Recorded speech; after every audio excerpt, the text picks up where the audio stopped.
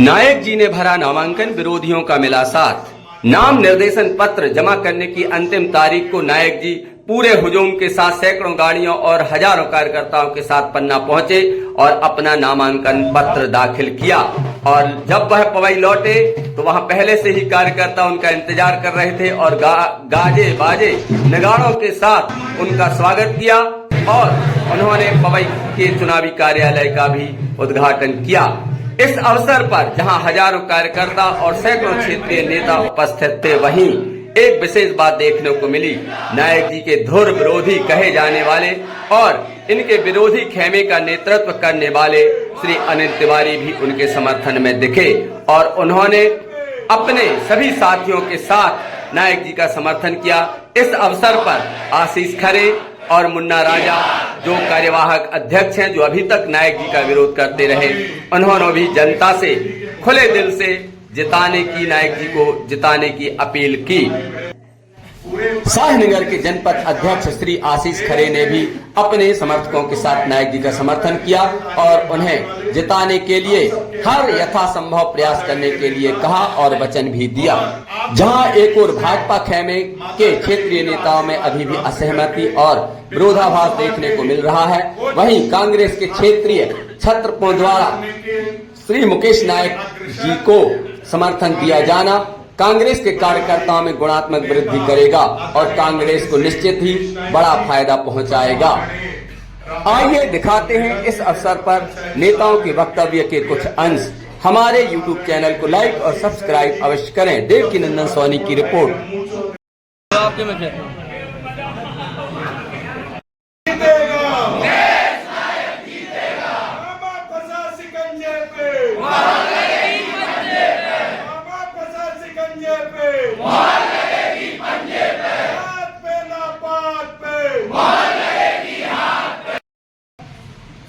और हमारे block Congress committee के मुखिया परम आदरणीय भाई, हमारे बड़े पूरे मध्य प्रदेश की पहचान, देश के नेतृत्व में निरंतर हिस्सेदारी निभाने वाले हम सबके अग्रज आदरणीय नेता और आप सबके बीच में माता कलेही का आशीर्वाद प्राप्त करके विधानसभा के उच्च स्थान को ग्रहण करने के लिए अग्रसर हमारे बड़े भाई नेता आदरणीय पंडित श्री मुकेश नायक जी, होटल से लेके बड़ी बड़ी जितना भी हमारे आवश्यकताओं की वस्तुएं हैं उनमें जीएसटी टैक्स लग रहा है। कान सीधे न खींच के घुमा के खींचा जा रहा है। इस पे हमें विचार करना होगा, लोगों को बताना को भविष्य देखना है, उन्हें शिक्षित करना है, उन्हें पढ़ाना लिखाना है, उन्हें रोजगार दिलाना है। काय पप्पू भैया ये तो तोलियां रखी का नहीं करानी है, बुका तो आप कोने में रखे हुए समस्त क्षेत्र में जाके हमारे माननीय मुकेश नायक जी को एक बार विधायक बनाएं और एक विधायक बनेंगे तो पता नहीं क्या बनेंगे, तो हम आप विधायक बना के ये कांग्रेस परिवार की मीटिंग है, इसलिए इसके विषय बिल्कुल अलग होते हैं। श्रीमान अनिल तिवारी जी ने, मुन्ना राजा कमगढ़ ने विशेष रूप से यहाँ की अराजकता पर प्रकाश डाल किया। अब जब अपन आम सभाएं करेंगे तो फिर जो इनकी एक एक पंथ जो है अपन निकालेंगे। देखिए, राजनीति में शुचिता होना चाहिए, गरिमा होना चाहिए और ये लोकतंत्र का महापर्व है। हम एक पर्व मना रहे हैं, इसलिए मैं विनती करूंगा अपने कार्यकर्ताओं से और निर्वाचन आयोग की आचार संहिता का कोई भी उल्लंघन न हो। मुझसे कहा गया, कल रात में गांव में बैठा था कि विधायक के बारे में तो कुछ बोलिए, तो मैंने कहा कि जो मेरे विपक्ष का चुनाव लड़ रहा है मैं उसका सम्मान करता हूं। और दूसरी बात, उनकी पार्टी के लोग जब इतना बोल रहे हैं उनके बारे में,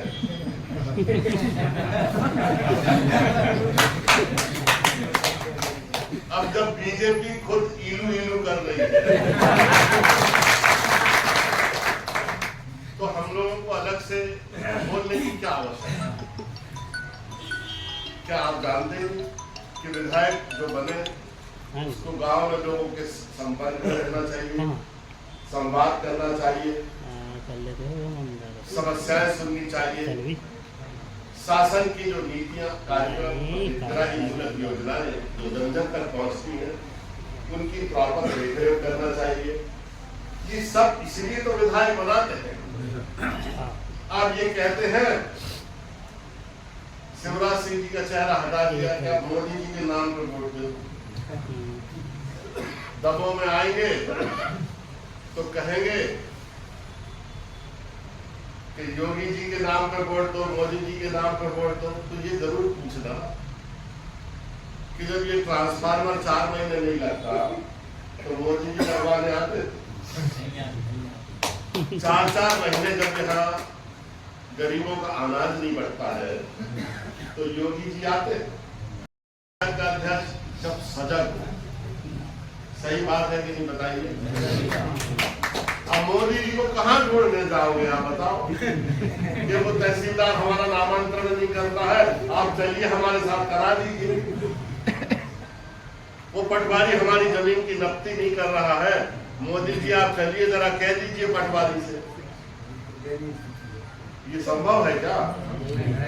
ये जब कोई व्यक्ति अपने कर्तव्य में फेल हो जाता, असफल हो जाता, और जब गवर्नेंस नहीं होती है, परफॉर्मेंस नहीं होती,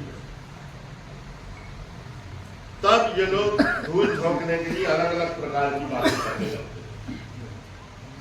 कहीं कोई बहुत बड़े यज्ञ का आयोजन कर देंगे, क्यों भैया? किसी बहुत बड़े संत को ले आएंगे, कोई धार्मिक मुद्दा उठा देंगे, अलग अलग प्रकार की धूल ही अपने जेब में रख के चलते हैं और जैसा मौका लगता है वैसे ही आंख पर फेंकते हैं। ये जो आवरण की जो राजनीति है, इसको आपको ये आवरण हटाने हैं। आप सीधी बात बताओ भैया, 18 साल से आपकी सरकार है, 18 साल में आप इतना तो कर लेते कि कम से कम पूरे राज्य में सार्वजनिक वितरण प्रणाली के तहत आप कम से कम इतना तो कर देते कि मध्य प्रदेश में कितनी तारीखों पंचायतों में राशन की दुकानें गरीबों की खुलेगी, कितनी तारीख तक राशन बढ़ेगा, कम से कम ये टाइम टेबल ही बना देते।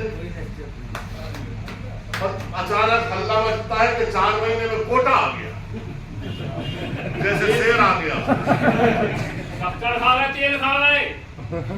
अब भैया कोटा आ गया, गांव के आदमी पहुंचे, 4 महीने बाद कोटा आया, का अंगूठा लगाओ, और अंगूठा लगा के 1 महीने का 2 महीने का अनाज दे दिया। सब आप लोग जानते हो, यहां से कह भी रहे लोग, तो क्या ज्यादा इस विषय पर बोलने क्या? कोटे में शक्कर बंद कर दी, मिट्टी का तेल बंद कर दिया, 4-4 महीने अनाज नहीं दे रहे हैं। ट्रांसफार्मर ऐसी बिजली की अराजकता है कि मैं गांव में जब गया, मैं पिछले 3.5 सालों से लगातार गांव में घूम रहा हूं, 4-4 किलोमीटर के तार किसान अपने पैसे से खींचे हुए, वो लोग झूठ बोलते हैं। और सबसे बड़ी बात यह है कि जिले में किस गांव में कब ट्रांसफार्मर फेल हुआ, कब बदला, जिले में कौन से गांव में राशन की दुकान कितनी तारीख को खुली, कितनी तारीख तक राशन बटा,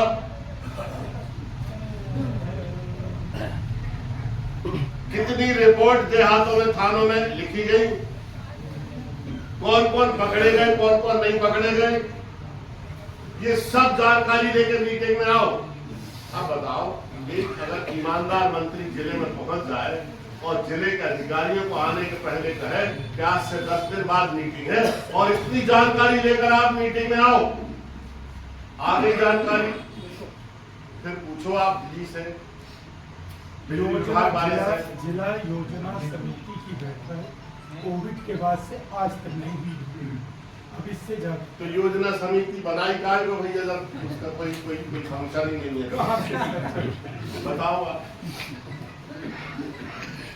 आप मीटिंग में अधिकारी आए तो पूछो, सरपंचों को साथ में बिठा लो, साल में एक बार, जनपद सदस्य हो, नगर पालिका के अध्यक्ष, पार्षद हो, किसी भी पार्टी के हो, सबको बिठा लो, अधिकारियों को उनके सामने बिठा लो, प्रमुख हेड ऑफ द डिपार्टमेंट। और जो अधिकारी सूचना दे वो हमारे सरपंच, जनपद सदस्य, हमारे जिला पंचायत के सदस्य, अध्यक्ष वो कंफर्म करेंगे ये सूचना सही दे रहे हैं कि नहीं दे रहे। वो कह रहे हैं कि 5 महीने पहले ट्रांसफार्मर डला था, अगर सूचना ये आई तो फिर कहा जाएगा कि जरा सब शांत रहो। अब ये बताओ कि 5 महीने से ट्रांसफार्मर लगा के क्यों नहीं लगा, बताओ। और नहीं बता पा रहे तो कान पकड़ के 25 बार उठोगे तो मीटिंग में जनता को, बच्चों को बच्चड़ काट रहे, सो नहीं पा रहे गर्मी के मारे लोग। बिना बिजली के जीवन की कल्पना आप कर सकते हो। मुझसे निवारी गांव के लोगों ने कहा कि हम पिछले 6 महीने से फोन चार्ज कराने के लिए सिमरिया जा रहे हैं।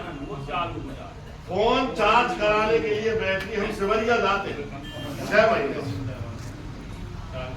ना कम्युनिकेशन हो पाता, न सूचना का आदान प्रदान हो पाता, न बच्चे पढ़ पाते, मच्छर अलग काटते हैं, रात भर बेचैनी और गर्मी का शिकार आदमी होता है। कितनी तरह की समस्याओं का आप सामना कर रहे हैं। और अब इतनी समस्याएं छोड़कर आप क्या जातीय आधार पर वोट करोगे? मुझे एक चीज बताओ, मैंने पवई में कॉलेज बनाया, क्या इसमें ठाकुर, ब्राह्मण और बनियों के भर बच्चे पढ़ते हैं? मैंने कलही माता के मंदिर के सामने पुल बनाया, क्या इसमें लोधी और यादव समाज के लोग भर सकते हैं? याद रखो, जब बिजली आती है ना तो वो प्रकाश जाति नहीं देखती। जब सूर्य का उदय होता है तो सूर्य का उदय ये नहीं देखता कि इनके घर में रोशनी देना है, इनके घर में रोशनी नहीं देना। जब विकास होता है तो विकास सबके लिए होता है। एक गुणवत्ता की राजनीति, विकासोन्मुखी राजनीति, सबको समान दृष्टि से देखने वाली राजनीति, भेदभाव नहीं करने वाली राजनीति, एक समावेशी राजनीति जिसमें जनप्रतिनिधि पूरी जनता को एक सी दृष्टि से देखे कि यह हमारा परिवार है, चाहे वोट दिया हो चाहे वोट नहीं दिया। ये राजनीति की उत्कृष्टता कहां चली गई? जब किसी आदमी में काम करने की योग्यता नहीं होती है तो वो इस तरह के मुद्दे उठाता है।